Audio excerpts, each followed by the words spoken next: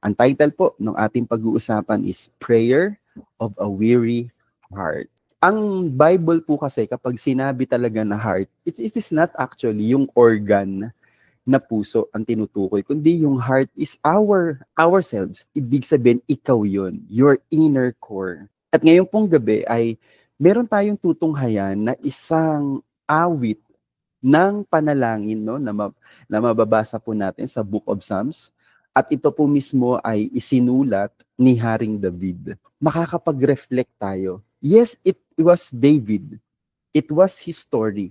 Pero makaka-relate po tayo sa kanya. Okay? At marami tayong matututunan dun sa kanyang awit ng panalangin. Sa Psalms chapter 27, verse 13. I would have lost heart unless I had believed that I would see the goodness of the Lord in the land of the living.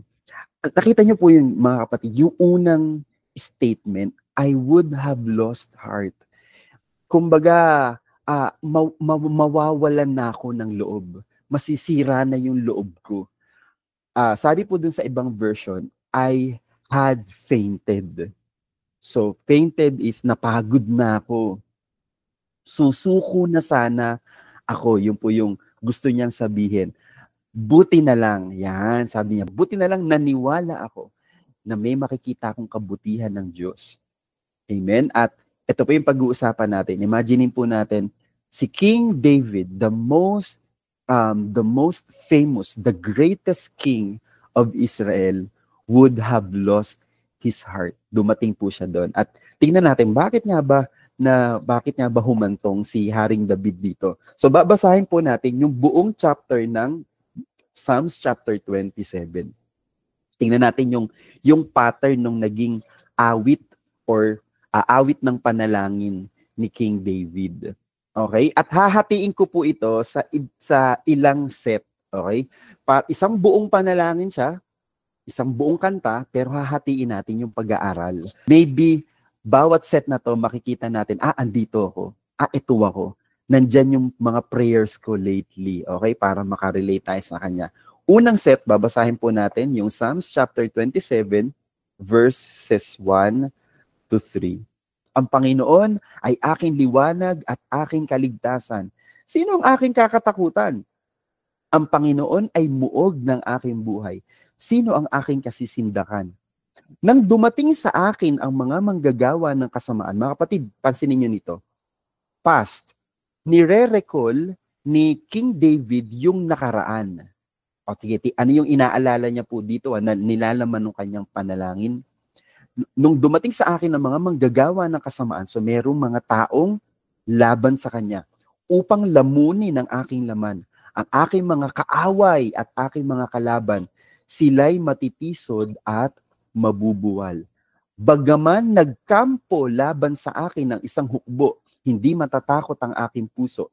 Bagaman magbangon ang digmaan laban sa akin, gayon may ako'y magtitiwala pa rin. Okay, pag-aralan natin itong unang set po na ating ng panalangin o ng awit ni Haring David. Makikita natin sa Psalms chapter 27 verse 1 to 3, inalala ni David ang mga ginawa ng Diyos na kamangha-mangha para sa kanya, laban sa kanyang mga kalaban. Mga kapatid, kahit yon ay unang verse pa lang, verse 1, kahit po hindi natin balikan, marami tayong mare-recall na victories ni King David. O sino yung pinakasikat na naging kalaban ni King David? Si Goliath. Di po ba? Si Goliath ay kanyang natalo sa pamamagitan ng kanyang tirador. At maraming mare-recall si King David, mga kapatid. Napakahaba po ng kwento sa Biblia na pwede po nating maging reference tungkol sa mga tagumpay ni King David. Marami na siya talagang napagdaanang laban. Ano ang ginagawa ng isang tao na muntik ng sumuko? Inaalala po niya yung mga bagay na ginawa ng ating Panginoon. Ang kalaban ni David ay nagre-represent po ng mga problema at challenges natin sa buhay. Hindi naman po natin talaga pwedeng i-relate yung sarili natin sa nakagaya nung panahon ni King David kasi hindi naman po tayo nakikipaggera. Wala naman tayo, hindi naman tayo mga hari. Pero ang nilalabanan natin sa buhay natin ay yung ating mga problema, yung ating anything that makes us anxious, no? Lahat ng mga anxieties natin, lahat ng mga nagpapahina ng ating loob, mga nagpapahina na alam nyo, kapag humihina yung ating loob, kapag nalulumbay yung ating mga isip, pansin nyo, may manifestation sa katawan. Naramdaman nyo ng mga kapatid yung para kang may sakit, pero wala naman talaga. Pero dahil nga yun, nasa isip natin yun. And guys, kapag nandun tayo, ay malamang meron kang anxiety. Yun talaga ay pangkaraniwan na nararanasan natin mga tao. And even si David, mga kapatid. At makikita natin dito, again binasa natin yung verse 13, hindi talaga to prayer of victory. No? Hindi to prayer of victory. Binasa natin yung verse 13 kasi ito talaga yung totoong kalagayan ni King David. He would have lost his heart. Nandun na siya sa state na yon. Pero anong ginawa niya? Inumpisahan niyang alalahanin yung kanyang mga naging tagumpay. Sabi po dito sa third point natin, alalahanin natin kung may mga problema ka man ngayon, okay? Kung may mga problema man tayo ngayon, lagi niyo tatandaan mga kapatid. Ulitin ko, ang pinag-uusapan natin is a prayer of a weary heart. At lahat tayo, dumarating talaga tayo sa sukdulan ng ating lakas. Makikita natin dito sa pinag-uusapan natin, sa panalangin at awit ni King David, nung siya ay napapagod yung kanyang puso. Sabi nga doon sa opening verse natin, I would have lost heart. Kapag nasa ganyan kang sitwasyon, mga kapatid, makakatulong to kung ikaw ay problemado ngayon, alalahanin mo guys na marami ka nang nalagpasang problema noon. Amen?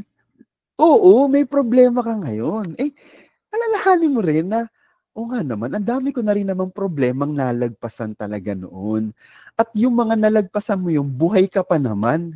Amen? Gumanda ka pa, kuminis pa nga yung mukha mo, di ba? Nakapagburakay ka pa nga siguro after mo nung malagim na isang sitwasyon sa buhay mo, nakarating ka pa ng mga lugar na hindi mo pa ine-expect kasi nalagpasan mo yung marami mong problema. And makakatulong yan mga kapatid. Kung aalalahanin mo ngayong may problema ka ulit, marami ka na ring napagtagumpayan. Sabi mo sa sarili mo, hindi naman ako basta-basta ngayon. Hindi na rin naman ako madaling bumibigay. Ipaalala mo nga sa sarili mo.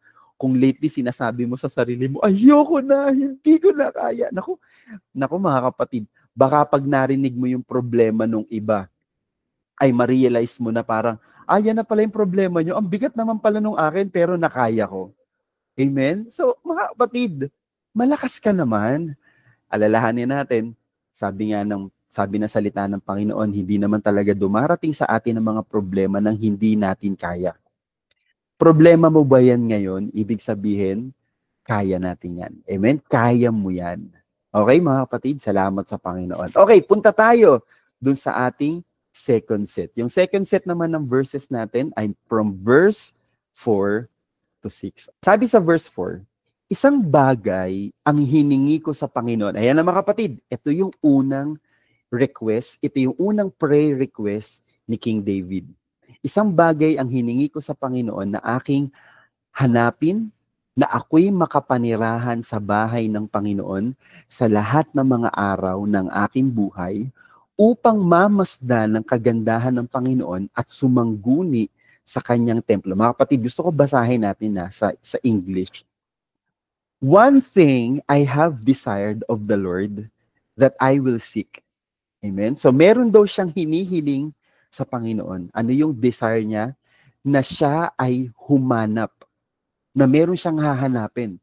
At ano yung hahanapin niya? That I may dwell in the house of the Lord all the days of my life. To behold the beauty of the Lord and to inquire in His temple. Imagine po ninyo merong sitwasyon si David. Ano yung sitwasyon niya? Meron siyang mga kalaban. Merong mga taong nagbabanta na gustong lamunin yung laman niya. Kaya nga una niyang ginawa, inalala niya na marami naman ako nagpagtagumpay ang kalaban. Bakit ba ako matatakot? May mas malalakas pa akong kalaban na natalo noon. Tapos, itong part na to, ito na yung unang request niya sa Panginoon. Panginoon, sana ito yung desire ng puso ko. Gawin mo sa akin na lagi kong hanapin ang manahan ako sa templo ninyo. Ang manahan ako sa tahanan ninyo. Makikita niyo guys bakit yun yung unang request ni King David na, Lord, bigyan mo ako ng desire na lagi kong gustuhin na manahan sa templo mo. For in the time of trouble, he shall hide me in his pavilion. In the secret place of his tabernacle, he shall hide me. He shall set me high upon a rock. Verse 6, ito po yung last verse natin for this set. And now my head shall be lifted up above the enemies all around me. Therefore I will offer sacrifices of joy in his tabernacle. I will sing, yes, I will sing praises to the Lord. Nakita niyo po mga kapatid? Okay, marami siyang kalaban. Una, inalala niya na marami naman ako na pagtagumpayan. Then, unang request niya sa Panginoon, sabi niya, Panginoon, pwede ba gawin mo to sa akin na lagi kong gustuhin na manahan sa presensya niyo? Bakit mga kapatid? Kasi nakita niyo rito sa mga binanggit niya, dinescribe niya kung ano yung kanyang nararamdaman kapag nandun siya sa house of God. Ito po yung templo, yung tabernacle, no, mga kapatid. I-describe niya. Sabi niya, dito daw nagiging itinatago siya. Alam niyo mga kapatid, imagine niyo kayo yung isang anak, bata pa tayo, imagine niyo na nagagalit yung tatay mo o yung nanay mo, ambakang paluin. Di ba normally sa ating mga Pilipino, magkakasama yung lolo, lola, nasa isang bahay or isang compound. Ano gagawin ng bata natin? Tatakbo tayo kay lolo o kay lola. Bakit? Kasi alam mo, ipagtatanggol ka niya. Nakikita ni King David habang andun yung kanyang mga kalaban. Guys, sabi niya, nagkakampo na. Ibig sabihin, abot tanaw na ni King David yung mga kalaban niya mula dun sa kanyang kaharian. Nagkakamp. Tapos sabi niya, Lord, ito yung una kong prayer, ito yung prayer ko. Lagay mo nga sa puso ko na gustuhin ko laging manahan, manatili sa tahanan mo. Kasi ito yung nafe-feel ni King David kapag nandun siya sa tahanan. He feels safe. Ito yung nararamdaman niya. Pakiramdam niya, secured na secured siya. Amen? Nakatago siya dun sa pwedeng kanlungan ng ating Panginoon. Tapos mga kapatid, pagdating doon sa verse 6, sabi niya doon, itinataas niya yung ulo niya. Tingnan niyo kapag nandun siya sa tabernacle, sa templo, walang kalaban na nandun. Okay? At yung ulo niya, na itataas niya na. Alam niyo, para siyang kaya niya mag-pretend kapag nandun siya sa templo. Ulitin ko imagine niyo nandun yung mga kalaban, naka-ready na, naka-red alert na para siya ay labanan. Pero si King David, ini-imagine niya kapag nandun siya sa tahanan ng Panginoon, sa templo, sa tabernakulo, kahit wala pa yung kanyang mga kalaban, kahit hindi pa declared na panalo na siya o tagumpay na siya, kaya na niyang itaas yung ulo niya. Alam niyo yun, yung kanyang faith, yung kanyang vision, advance na. Pag nandun siya sa presence ng Panginoon. Why? Kasi nga, yun yung comfort zone ni King David dun sa presence ng Panginoon. Okay, isa-isahin ulit natin yung ating second set. Makikita natin mga kapatid na pinag-pray niya, ito yung pinag-pray niya, unang prayer ni King David, pinag-pray niya na sana gawin ng Lord sa kanya na lagi niyang hanapin o naisin na manirahan o mamalagi sa bahay ng Panginoon. Mga kapatid, aminin natin, hindi sa lahat ng pagkakataon gusto nating makasama ang Panginoon. Tama ba? That's true. Yun yung realidad natin, mga kapatid.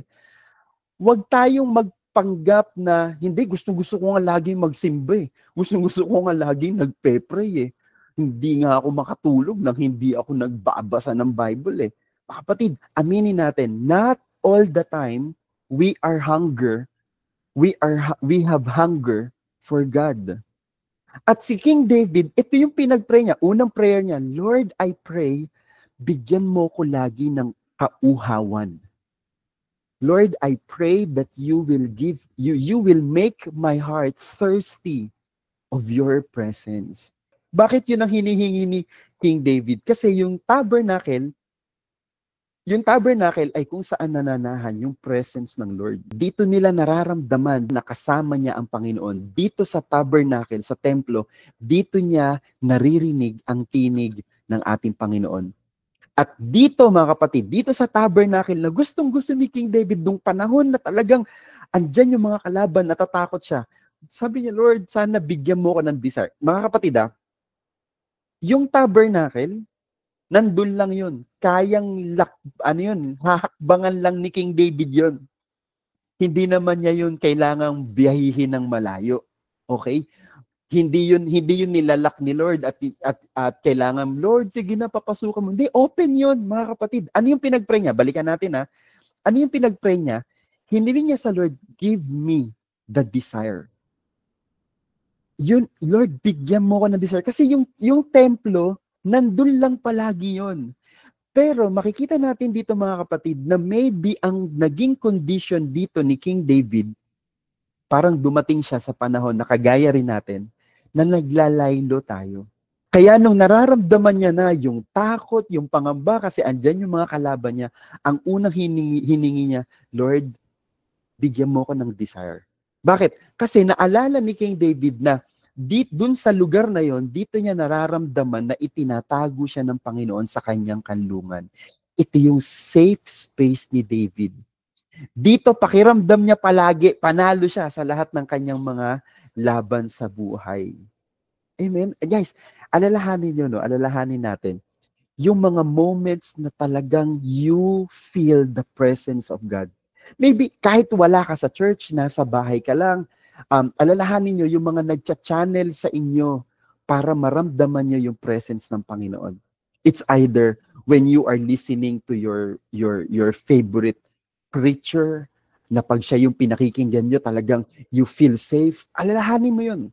Pero yun nga mga kapatid bakit ang pinag-pray ni King David, Lord, bigyan mo ko ng desire na lagi kong hanapin yung presensya ninyo.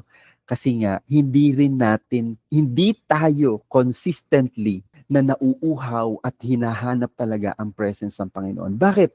Kasi marami naman nag-fill up ng ating mga longing di ba? May nagre-replace sa position ng Panginoon sa buhay natin. Kasi nandito na-enjoy natin Kagaya ni King David, kagaya rin natin guys, kapag may matindi ng problema, yung kapag ayan na, nakakapagpakabog na ng dibdib natin, ay naaalala natin, Lord, nung nga pala akong lagi nagpe-pray ako, nung lagi akong nag-meditate ng salita ninyo, lagi akong malakas. Naaalala niyo yung binasa natin, sabi ni King David sa verse 6, nakataas na yung noo ko.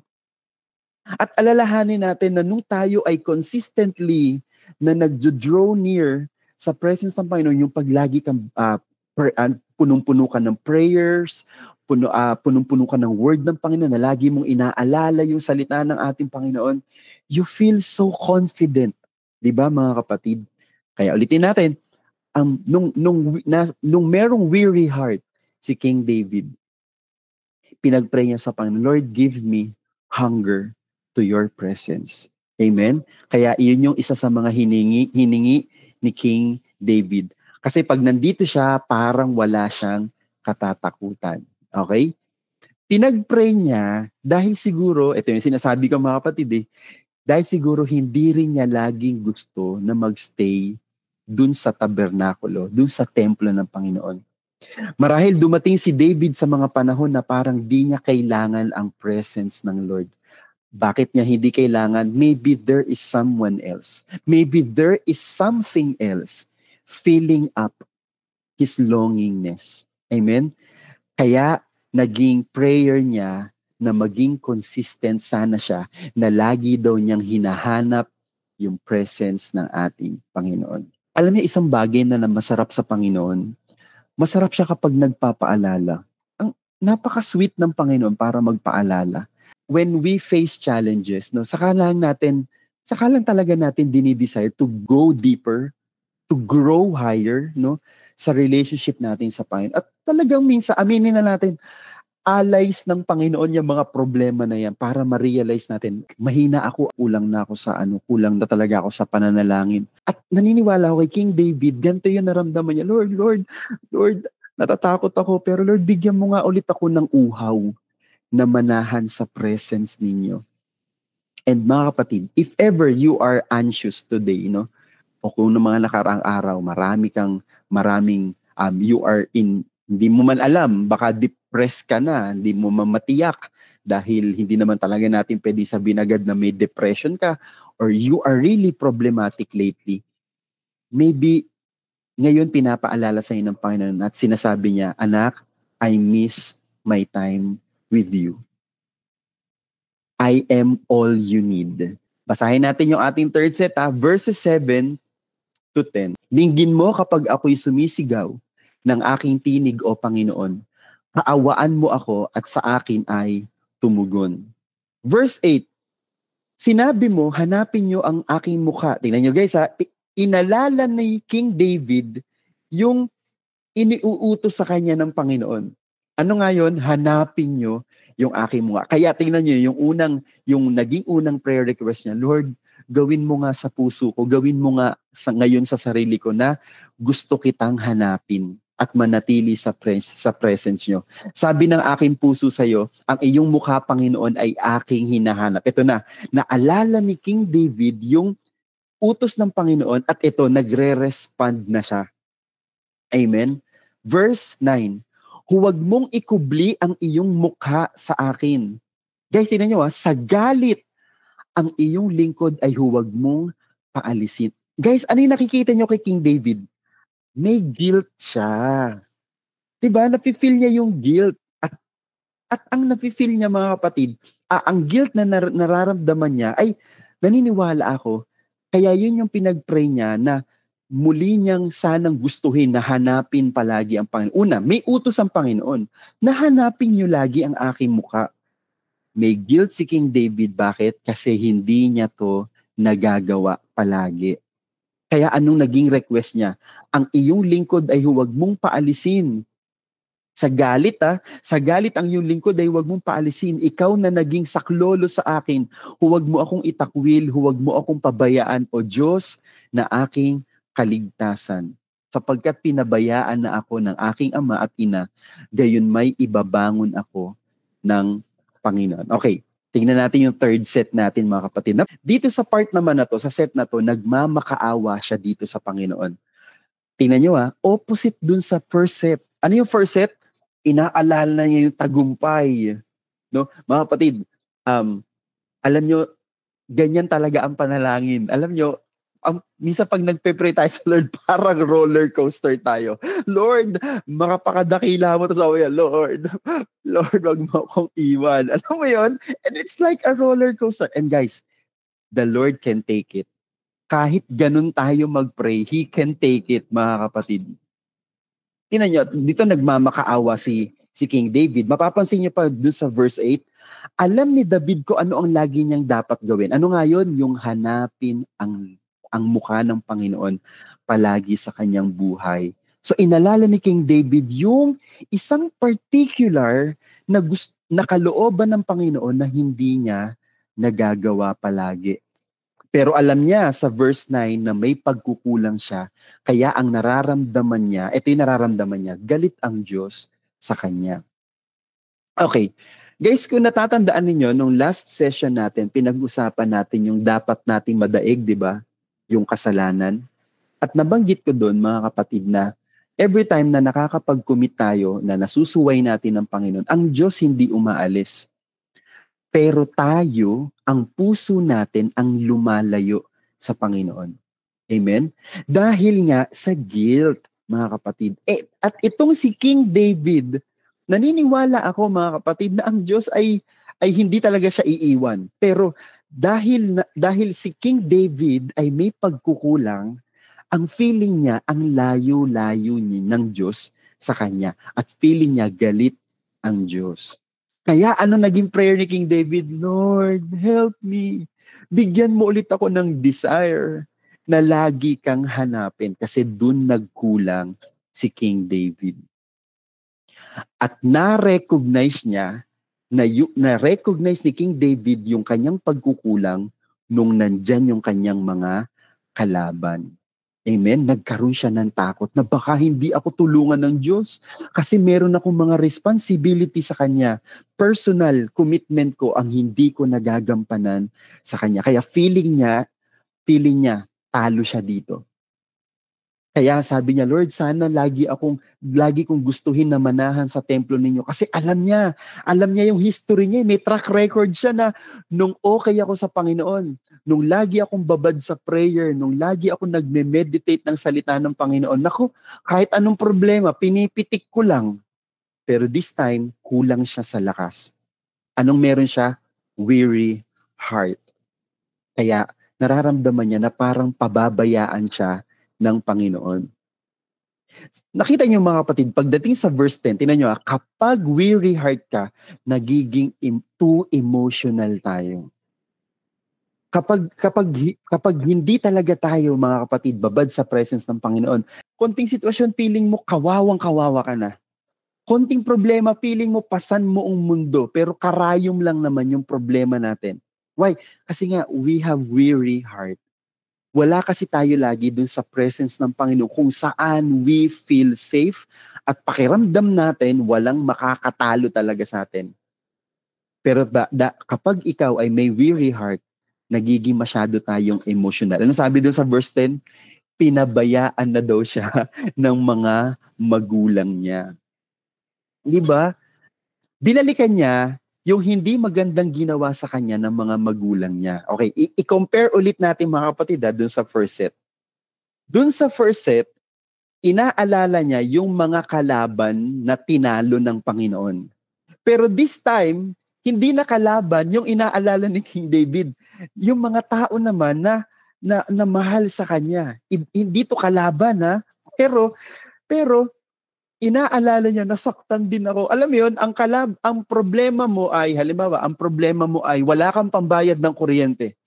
Tapos dahil wala kang pambayad ng kuryente, pero dati-rati naman, tiwala ka, makakabayad ako, pababayaan ba ako ng Panginoon? Pero dahil nga, hindi na tayo ganun ka-rooted ulit ng salita ng Panginoon, wala kaming pambayad ng kuryente. Tapos biglang, yung kasing asawa ko hindi niya ako mahal eh. Alam mo yung pambayad lang sa kuryente yung problema mo, pero wala na, nagsasanga-sanga na yung emosyon natin. Why? We have a weary heart. No?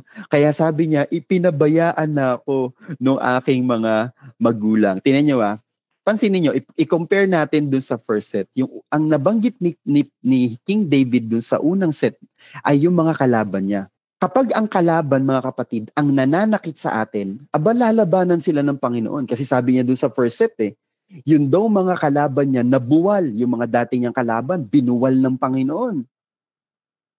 Pero paano kung ang nananakit na sa'yo ay mahal mo sa buhay? Okay? Balikan natin yung sinabi dun sa verse 10, mga kapatid. Sapagkat pinabayaan na ako ng aking ama at ina, gayon may ibabangon ako ng Panginoon.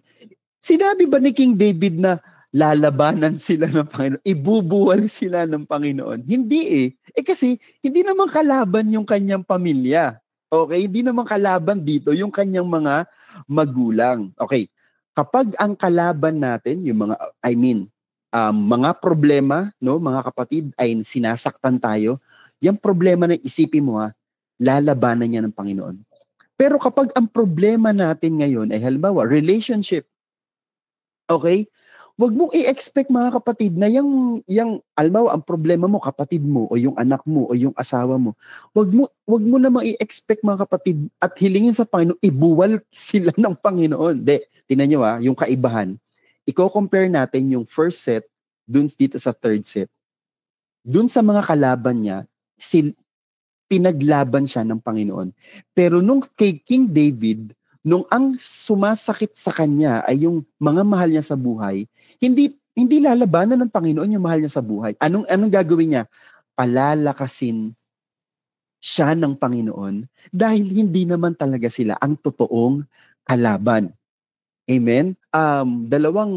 group of people no na nagko-cause ng pain kay King David, yung mga kalaban niya, kalaban ng kanilang kaharian at itong kanyang loved ones. Pero mapapansin natin dito, dun sa verse 10, dahil pinabayaan daw siya ng kanyang mga magulang, anong ginawa ng Panginoon? Ibabangon siya. Ibig sabihin mga kapatid, hindi sa lahat ng pagkakataon ay aalisin ng Panginoon yung problema. May pagkilos ng Panginoon na nandyan pa rin yung problema, pero tayo ang palalakasin ng Panginoon. Magkaiba yon mga kapatid. Kailangan ma-identify natin itong magkaibang challenges na ito. Are we meant to pray to God na alisin ng kalaban o palakasin tayo dahil andyan ang mga kalaban natin? Magkaiba yon. Iba yung paraan na biglang mawawala yung mga kalaban natin. At Lord, thank you na wala yung problema ko. Pero guys, iba rin yung pagtulong na gagawin ng Panginoon na okay, hindi ko aalisin yung problema mo, but I will make you strong to face your problems. Amen? At magkaiba yun. Lahat ng ito, naiisip at nararamdaman ni David dahil hindi siya nakapagbabad sa presence ng Lord. Makikita niyo, sino yung unang kalaban ni King David dito? Habang siya ay nakikipag-usap sa Panginoon. Yung bang mga magulang niya? Hindi. Yung bang mga kalaban niya na nagkakampo sa labas ng ng kanyang kaharian? Hindi din. Ang unang kalaban dito ni King David ay yung sarili niya. At lahat ng ito nagrarambol sa isip niya. Tingnan niyo, roller coaster, no? Ang dami ko nang natalo. Lord, wag mo naman akong iwan. Alam mo yun, ang tapang-tapang niya nung una. Lord, wag mo naman akong iwan. Pero dahil bunga ng kanyang guilt, dahil alam niya, meron siyang obligasyon sa Panginoon na hindi niya nagampanan. Kaya ang hirap labanan lalo ng kanyang sarili. Ano lang yung naging kulang sa kanya? Hindi siya nakapanahan sa templo ng ating Panginoon. Okay, punta na tayo sa fourth set, no, na mababasa natin sa verses 11 to 12. Ituro mo sa akin, O Panginoon, ang iyong daan. Akayin mo ako sa patag na landas dahil sa aking mga kaaway. Verse 12. Huwag mo akong ibigay sa kalooban ng mga kaaway. Sapagkat mga sinungaling na saksi laban sa akin ay nagbangon at sila'y nagbubuga ng kaharahas. Yung first set, inalala niya na nabuwal, natalo, o sabihin na natin, napatay niya yung kanyang mga kalaban. Pero this time, iba na yung hinihingi ni King David. Ito yung second supplication ni David sa chapter na to. Supplication o yung kanyang prayer request sa Panginoon. Turuan daw siya ng kalooban at mga paraan ng Diyos kung paano niya maiiwasan ang mga kalaban. Huwag siyang ibigay sa mga kalaban. Ibig sabihin, mga kapatid, halimbawa, nandito sa iskinita A, yung mga kalaban. Ang hinihiling ni King David, Lord, kailangan akong makarating sa kabila, pero Lord, ituro mo sa akin yung iskinita 2 para hindi ako humarap sa aking mga kalaban. Anong hinihingi ni King David, Lord? Turuan mo ko ng mga paraan mo.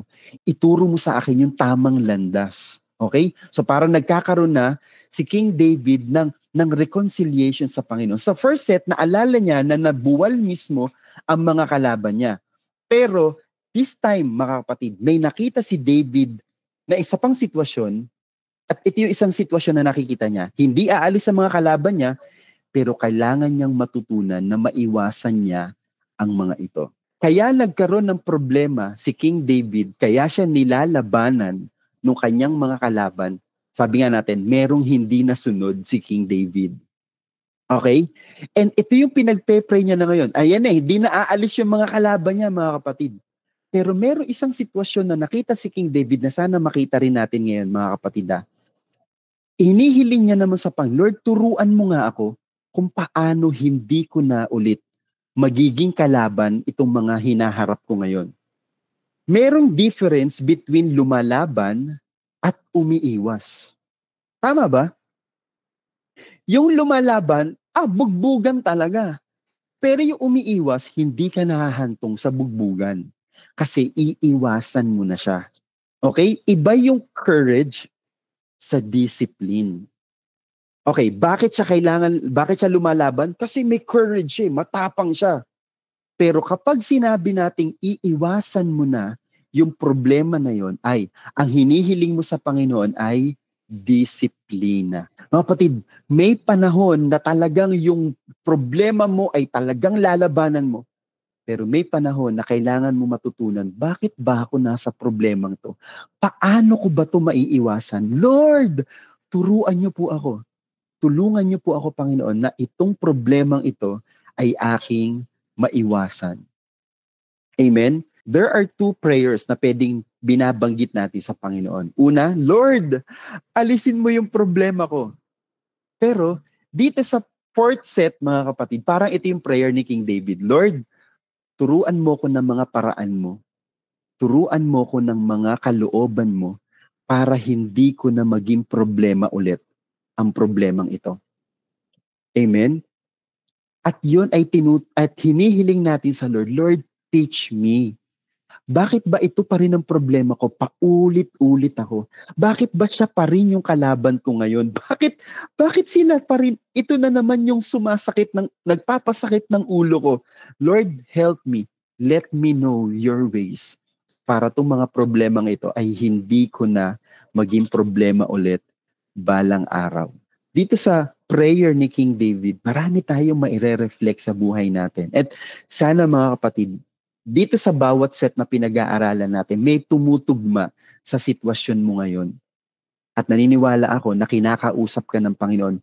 Sabi ko nga sa inyo, parang roller coaster yung prayer at yung awit ni King David. Okay, last set mga kapatid. Punta na tayo sa last set. Verses 13 to 14. Ito na nga yung ating binasa kanina. I would have lost heart unless I had believed that I would see the goodness of the Lord in the land of the living. Wait on the Lord. Be of good courage, and He shall strengthen your heart. Wait, I say, on the Lord. Hindi ang kalaban niya dito, this time, ay yung mga nagkakampo sa labas ng kanyang kaharian, hindi rin yung kanyang mga magulang na nang-iwan sa kanya, kundi ang sarili niya. Dito sa 4th set, makikita natin guys, yung conclusion ni King David at yung motivation niya sa sarili niya. Yes, sarili niya ang kausap niya dun sa last 2 verses. Sabi sa verse 13, ako'y manlulupaypay na sana kung hindi ako sumampalatayang makikita ko ang kabutihan ng Panginoon sa lupain ng mga buhay. Guys, laging tatandaan, balikan natin yung sinabi natin dun sa first set. Napaka-powerful and napaka-helpful sa ating present kung babalikan natin yung mga kabutihan ng Diyos sa ating past. Okay? Tandaan mo if you are now problematic, pero lagi mong tatandaan, marami ka nang napagtagumpayan mga kapatid. Hindi ka mahina, hindi ka kulang, kompleto ka. Bakit? Dahil naniniwala ka sa kabutihan ng Panginoon. Amen?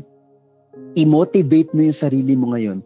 I-convict mo yung sarili mo na naniniwala ako na mabuti ang Panginoon. At nakita ko na to. Nakita ko na yung kabutihan ng Panginoon. Kaya guys, it is helpful na if you are facing challenges at the present, balikan mo yung mga tagumpay mo from the past. Dahil kung sino ang Panginoon na tumulong sa iyo noon, siya pa rin ang tutulong sa iyo ngayon at hanggang bukas, tutulungan tayo ng Panginoon. Amen? And verse 14, sabi niya doon, maghintay ka sa Panginoon. Inuutusan niya na yung sarili niya. Magpakalakas ka at magpakatapang ang iyong puso. Oo, maghintay ka sa Panginoon. Sometimes guys, kailangan nating i-command ang ating mga sarili. Tingnan niyo, sabi niya, magpakatapang. Hindi, tingnan niyo kung saan ina-apply yung this time, kung saan siya kailangan magpakatapang. Magpakatapang ba para harapin yung kanyang kalaban na nagkakampo sa labas ng kaharian? O magpakatapang siya para i-face to face yung kanyang mga magulang na pinabayaan daw siya?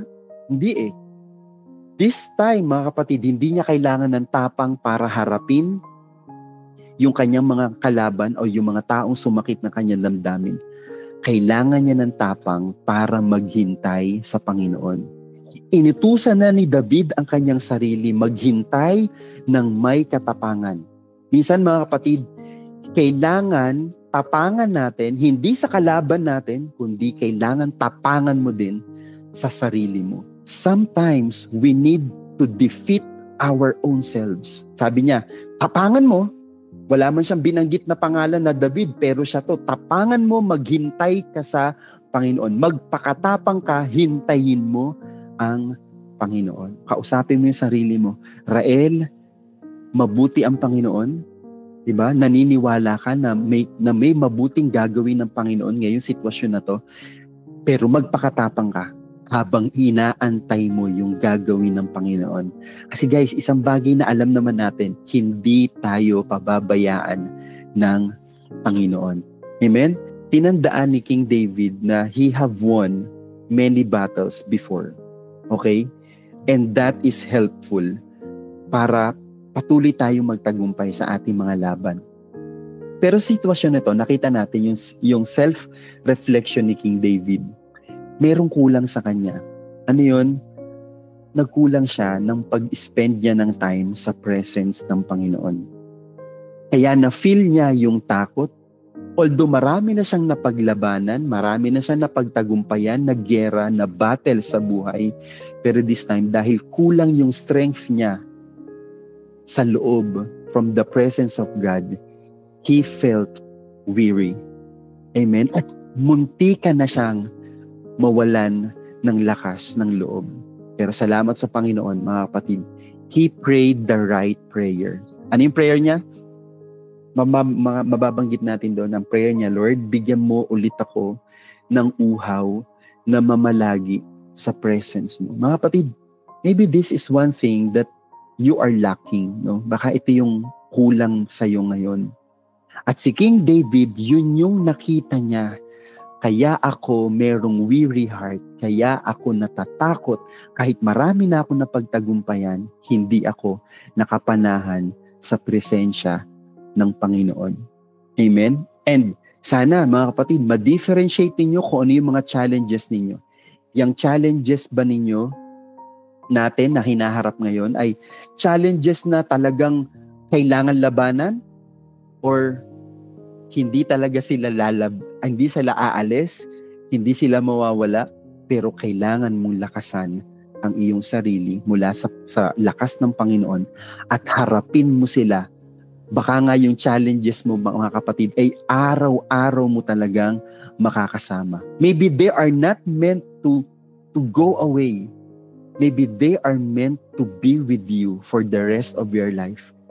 Pero tandaan mo, kapag kalaban talaga yan, lalabanan niya ng Panginoon.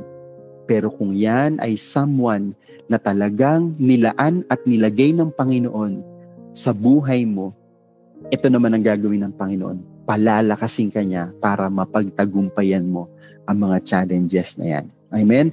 And lastly, mga kapatid, na maaalala natin ngayong gabi, hindi mo kailangan laging i-correct ang ibang tao. You must correct yourself. Mas magpakatapang ka na i-correct yung sarili mo. Kung nawawalan ka na ng tiwala, mga kapatid, sa Panginoon, naku, kausapin mo sarili mo, hoy, magtiwala ka sa Panginoon. Hindi ka pa naman niya pinabayaan. Marami nang ginawa ang Panginoon ng mabubuting bagay. Ang dami ng prayers ko ang tinugon ng ating Panginoon. Talk to yourself. And let God reign in our situation.